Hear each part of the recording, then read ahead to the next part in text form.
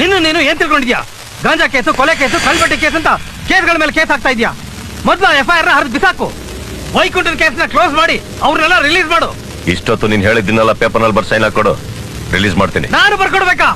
ಯೋ, ಕಳ್ಳಬಟ್ಟಿ case ಅಂತ ಹಾಕಿದ್ಯಲ್ಲ, ತಯಾರ್ಸೋಕೆ ಇದೇನು ಹಳ್ಳಿ? ಏನ್ ಕಳ್ಬಟ್ಟಿ ವ್ಯಾಪಾರ ಬರೀ ಹಳ್ಳಿನ ನಡೆಯೋದು? ಇಲ್ಲ ಹಳ್ಳಿ ಅಂದ್ರೆ ಕೇವಲ ಹೋಗುತ್ತೆ ನಿನಗೆ? ಕಳ್ಬಟ್ಟಿ ದಂಧೆ ನಡೆಸೋದಕ್ಕೆ ಊರಾದ್ರೇನು ಕೇರಿ ಆದ್ರೇನು ಎಲ್ ಬೇಕಾದ್ರೆ ದಂಧೆ ನಡೆಸ್ತಾನ ಅವನು. ಏನ್ ಕಳ್ಬಟ್ಟಿ ಸಿಟಿ ನಡೀತಾನೆ ಡಬ್ಬಗಳು ಬಂದು ಬಿದ್ದಿದಾವ ಇಲ್ಲಿ, ಅಥವಾ ನೀನ್ ತಯಾರಿಸ್ಬಿಟ್ಟು ಕೂಡ್ಸಿಟ್ಟಿದ್ದೆ ಇಲ್ಲಿ? ಯಾರ ಹತ್ರ ಮಾತಾಡ್ತಿದ್ಯಾ ಅಂತ ಗೊತ್ತಾನೆ? ಗೊತ್ತಾನೆ.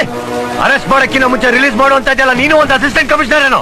ತಪ್ಪು ಮಾಡಿದವರಿಗೆ ನಾಳೆ ಬಿಟ್ಟು ಒದ್ದು ಒಳಗೆ ಹಾಕೋದಕ್ಕೆ ಪವರ್ ಪದವಿ ಬೇಕಾಗಿಲ್ಲ, ಮೀಟಿ ಬೇಕು. ಧಾರವಾಡ ಜಿಲ್ಲೆಯಲ್ಲಿ ಯಾವ್ದೋ ಕುಗ್ರಾಮದಲ್ಲಿ ಡಬ್ಬ ಪೊಲೀಸ್ ಸ್ಟೇಷನ್ ಅಲ್ಲಿ SI ಆಗಿ ಆಯ್ಕೊಂಡಿದ್ದು ನೀನು ನನಗೆ ಎದುರು ಓದಿಸ್ತೀಯ? ಧಾರವಾಡ ಜಿಲ್ಲೆಯಲ್ಲಿ ಕುಗ್ರಾಮದಲ್ಲಿ ಬಾವಿಯಿಂದ ನೀರ್ ಸೇರಿ ಸ್ನಾನ ಮಾಡೋ ನಾನಾಗಿರ್ಬೋದು, ಇಲ್ಲ ಕಾವೇರಿನ ಪೈಪ್ ನಲ್ಲಿ ಎತ್ಕೊಂಬಂದು ಅದಕ್ಕೆ ಕ್ಲೋರಿನ್ ಹಾಕೊಂಡು ಸ್ನಾನ ಮಾಡೋ ನೀನಾಗಿರ್ಬೋದು.